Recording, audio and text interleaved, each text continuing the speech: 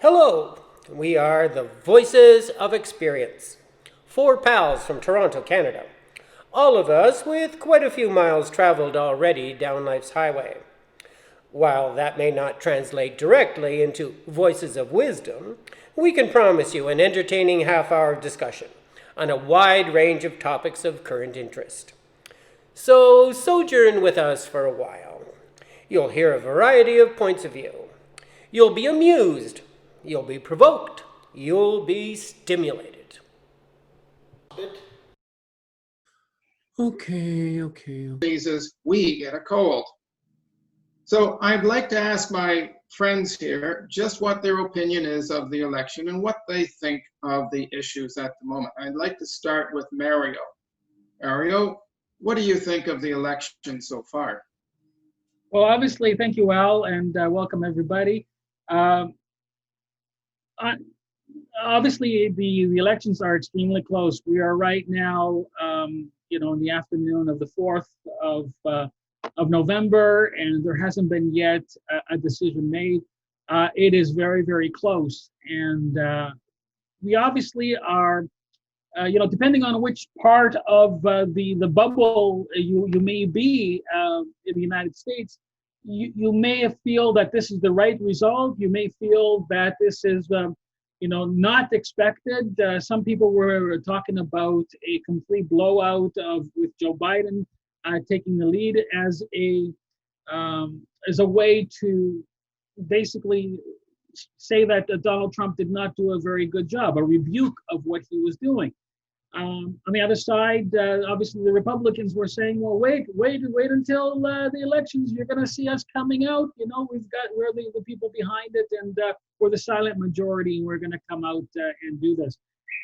It is, unfortunately, it is probably the worst case scenario that we could be facing from a perspective of the potential of having something really bad go on, because it's very easy right now with the narrow margins to delegitimize the vote. So we're in some really, really hard times. I don't think 2000 will be even close to comparison of what we're going to go through. I'll continue on later on, but I'd like to give the word to Andrew if you want to take it on from there. Yeah, well, like many Canadians, I've been following the election very, very closely. I've been devoting a lot of time to it. It's like watching Trump porn, kind of thing. I cannot get away from it. But I realize how much he's just captured my mind and my psyche, and I want to get past that. That's one thing I'm looking forward to getting past. But one thing that we're not going to get past anytime soon is the revelation. I think no matter what happens, even if Biden pulls it out of the fire here, that there is a whole lot more support for Donald Trump than the left-leaning media was willing to credit. The polls, again, have been proven absolutely useless. So why give them credence? There's a particular a media thing that needs to change, and change drastically, because they just clearly have no credibility at this point. But what does this say about America? What does it really say about America? That's what's interesting while we're in this little period of limbo here, One thing it does say, and it's something that Mario mentioned before we started this post, is that there are two bubbles in the United States. There are those people that vote Republican, and you can predictably say that they live in certain states, and then there's others that vote Democrat. For example, in the last election, it was demonstrated that the urban populations generally voted Democrat, but the rural populations voted Republican, and it was repeated across the nation. And if you were to look at a chart from 2016 and look at the same chart today, it's very similar in terms of votes, which one has to wonder, why did those two guys expel so much hot air with so little difference in the overall result? Sarab, you've been following this election. I understand you stayed up late last night. What are your thoughts on it? Yes, hi guys, everybody. Good afternoon. Yesterday I saw Donald Trump claim victory and said to stop all voting. I wasn't expecting to say that, but it was quite a surprise. I think the biggest problem they're facing now is their late mail-in ballots, which came in by mail, which is yet to be tabulated. They have about 1 million votes yet to be counted, and mostly they're going to the Democrats. And Trump in that state has only about $600,000 votes lead. So if all the 1 million votes go to Biden, so Biden wins that state. And Biden only needs two. He needs Michigan or Pennsylvania or one other state to win to get the 270. But this is quite a strange thing. And of course, Trump has shown his standing much better than what people expected, as Andrew was saying. And he's using all his skills to show up for the election, and people have spoken. And he is nearly there, but not there yet. Well, for him to win now, he'd have to win all of the swing states, or almost all of them. And it doesn't look like that's going to happen, but maybe it will. But here's another question I'd like to throw out. Both of these guys are septuagenarian. They're old people. They're old white guys. They're old white guys. I mean, how long is America going to put up with a bunch of old white guys running the place? And why can't they come up with another John F. Kennedy? How long will the American people put up with the hijinks of a bunch of old guys running the country? When are they going to change? And what is it going to look like in the future? My own sense of the matter is that neither of these guys, whichever wins, will be in the running for the next election. So it's going to be a clean slate. Who do you think is going to run then? And what will that candidate look like? I think that question's a little premature right now, Mr. Brown, since we haven't decided the result of this one. There's no point in speculating there. Right? Possibly, but regardless which you go, it's an old white guy running the place for another 4 years. Well, let me add my 2 cents to this, and here is the point. If you look at how the two of them came, because don't forget, when you look at the Democrats and you look at the Republicans, the two primary, there was a lot of people in the running, but the two primary people that won were the two old farts. And the one that had, by the way, the most progressive or socialist or whatever you want to call it, perspective was also an old fart guy in his 70s. So you're still having that particular dynamic. Now, why is that? Well, it's power, guys. The old farts have power. And that's where the problem is. As long as power exists in the upper echelon, the younger vote, the vote really doesn't matter as much as who is going to be put up there by the power brokers, right? So yeah, you had a Pete Buttigieg and all that. How well did he do? Not so well, right?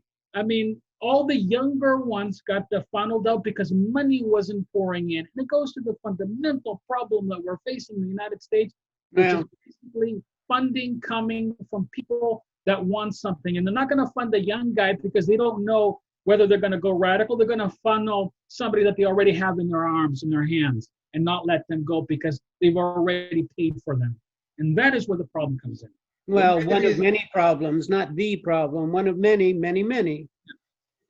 Well, maybe the United States should adopt a law where nobody can run for president who's over the age of 70.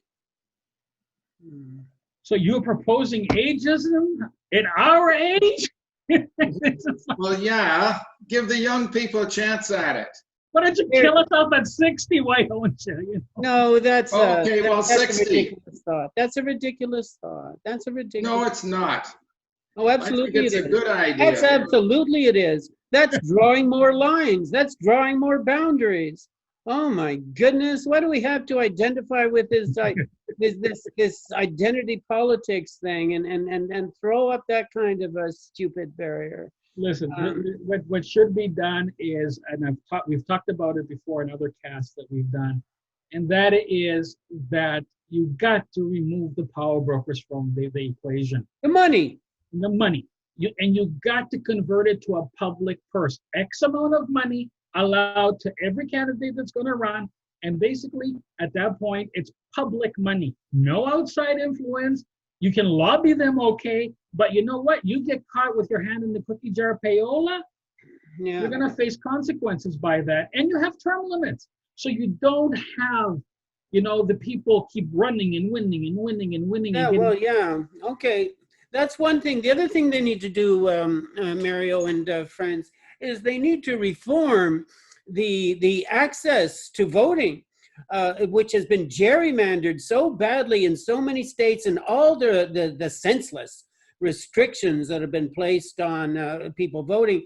I just read, actually, before we logged in here, I was reading, I believe, from the Times, and 10% is the estimate of the adult Black voting age people who are disenfranchised simply because they may have some kind of a criminal record perhaps in the past, or if they're incarcerated. And those people generally in a great many states have no right to vote. But that's only one example of voter suppression. Voter suppression is happening everywhere, and it's happening in the Black counties, in the Black cities, and it's happening by the white establishment specifically to suppress that kind of a vote, and it's not an accident. Right. And that's what the fraud really is, right? That's where the fraud really comes in. Yeah. One of the problems here is the same thing that they have with their gun legislation.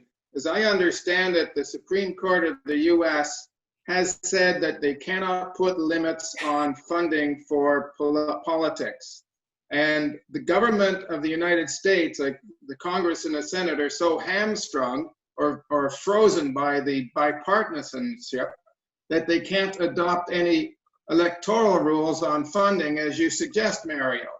In fact, I met a guy down in this, back in, I guess it was 2017, on a trip to Chile.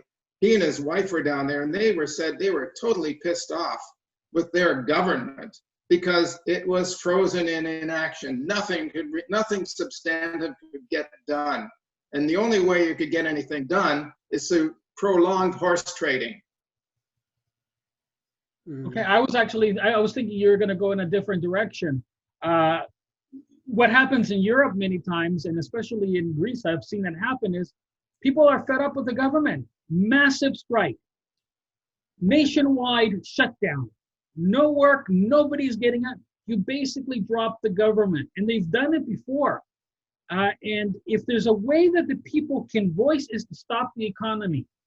That's the only way, and you can demand at that point reform at the Senate and the congressional level in the United States and everywhere, because at that point, they're going to feel the pinch of it.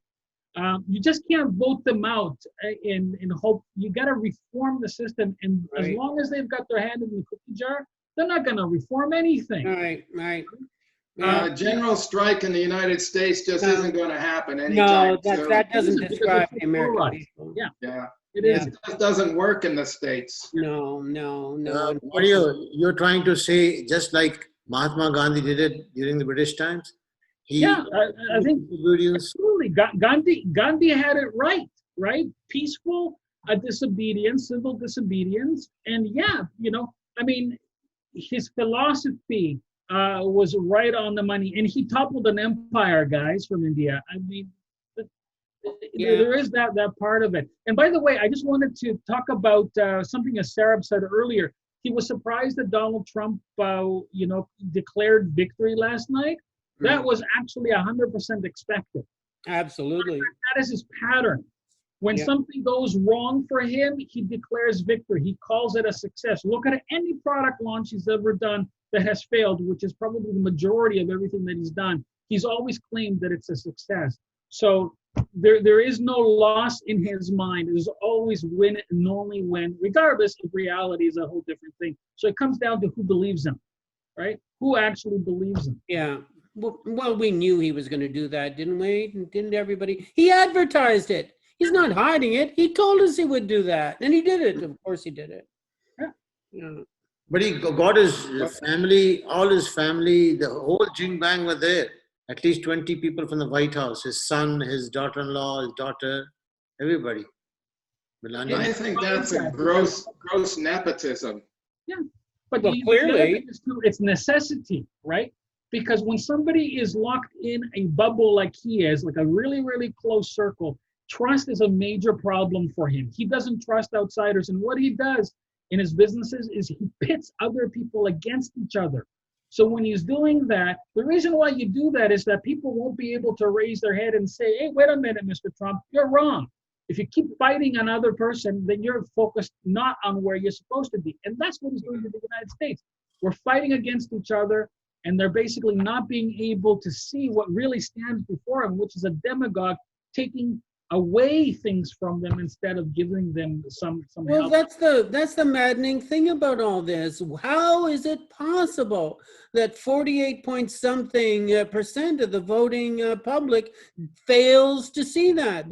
See, that's the incredible thing. I mean, his incompetence and his complete moral turpitude, and we could make a long list of things here.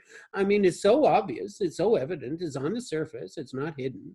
I mean, how can that be rewarded with a vote for this person as a national leader and a world leader? Let's face it. Gentlemen, I was watching a Also video. explanation, by the way. Yeah. I was watching a video about 2 weeks ago or so. It was about some people in either Arkansas or Kansas or one of those states. And they're trying to explain why Republicans have the attitude they do.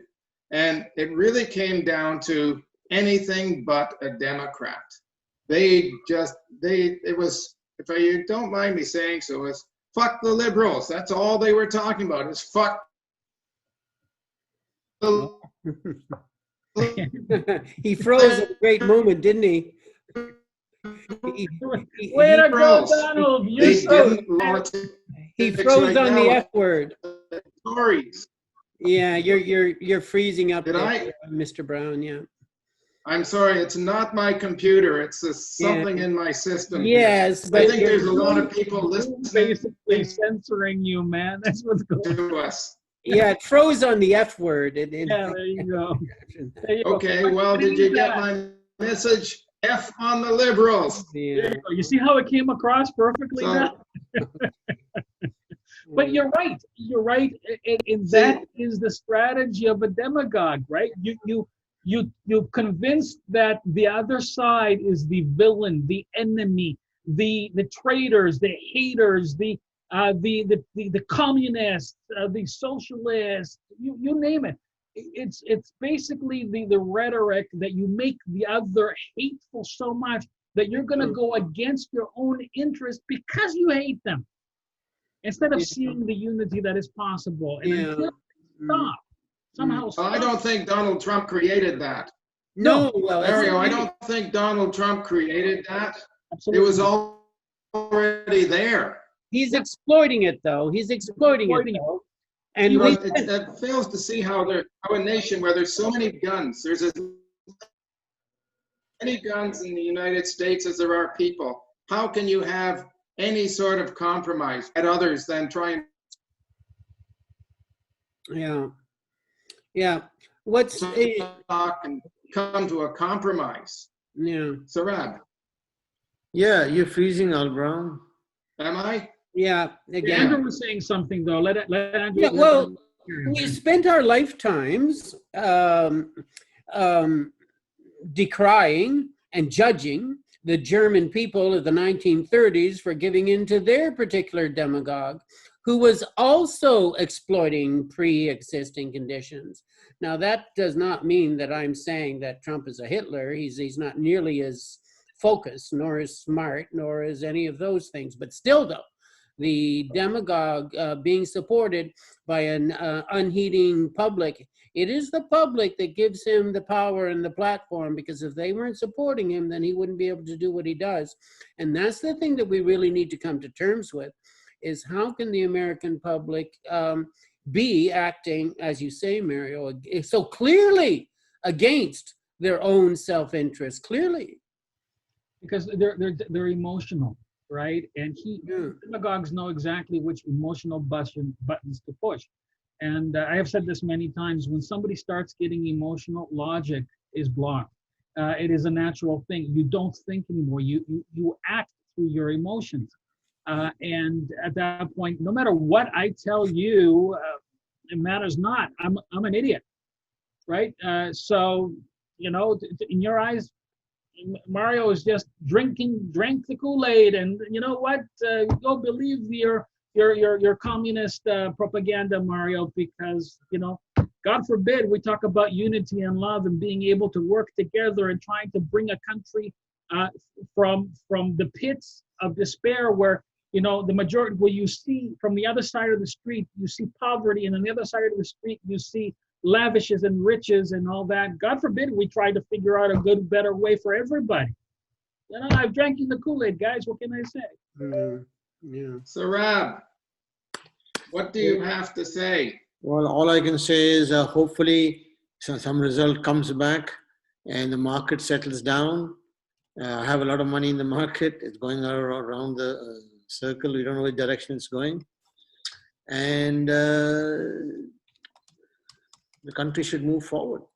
Sarah, take your money and put it in the Taj Mahal, man. Taj Mahal? What is that? His casino, Trump's casino. Or ex-casino, I should say. I think that went bankrupt. It did. That's why I was saying that. He has a history of failures, financially speaking, and he's been a fraud his whole life. He's dealt in lies, he's dealt in exaggerations and bullying and untruths and all of those things. And this is merely more of the same. And how he has been able to do that and get away with it, this is fascinating. History books are going to have a real field day with all of this. Of course they will. There's no doubt, by the way, in the long run, where history is going to come down on this. That is for sure. I mean, this is a low point. There's no doubt about that.